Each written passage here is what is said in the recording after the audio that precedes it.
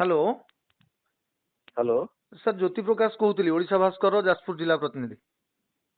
हाँ हाँ हाँ सर जदि देखिए आज गोटे घटना जो गोटे अभावन घटना घटी तो धर्मशाला विधायक जाजपुर को तांकर सरकारी कार्यक्रम में आसुले जाजपुर बुढ़ाघाट पाखे जो भाव में आक्रमण कर आक्रमण कहु कि बीजेडी कर्मी मैंने आक्रमण कर कौन प्रतिक्रिया रखिए या नहीं? देखो आम तो सब कहे गोटे गुंडा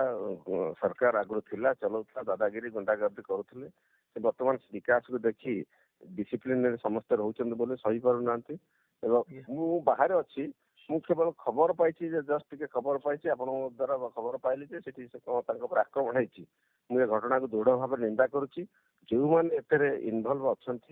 माने जेकोसी स्तर जेकोसी लेवल हो दृढ़ कार्यानुष्ठान जहाँ धर्मशाला विधायक जहाँ प्रतिक्रिया रही जो जगार से बुढ़ाघाट पाखे जिते से आसुले जाजपुर को किसी सरकारी कार्यक्रम में जोगदेवाई से समय विजु जनता दलर किसी कर्मी से जगार उपस्थित थे टायर जालिकी रास्ता रोक करते घटनास्थल जो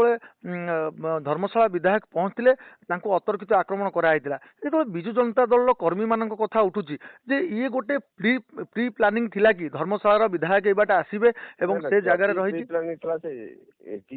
इमिडिएटली जनवा कथा एसडीपीओ इमिडिएटली जनवा कथा जमती रास्ता माने एमती जानिया कथा न सरकार परमिशन नहीं से माने अध्ययन करा उचित एसडीपीओ इंटेलिजेंस रिपोर्ट दबा कथा जे एमाने कहीं कौन कर धर्मशाला विधायक जहाँ प्रतिक्रिया अच्छी जे विजु जनता दल जाजपुर पूर्वतन जाजपुर विधायक थे जी विजु जनता दल सांगठनिक संपादक थे प्रणव प्रकाश दास और बबी दास आक्रमण लोक लगे गुंडा मान लगे आक्रमण कर धर्मशाला विधायक सीधा सड़क प्रतिक्रिया रखुच्च या कौन कहे? ना ना जी मु तो बाहर अच्छी माने विधायक कहते माने निश्चय सत कथा कहते जी होना कहीं दृढ़ कार्यानुष्ठान दाबी रखुच्छी। धन्यवाद।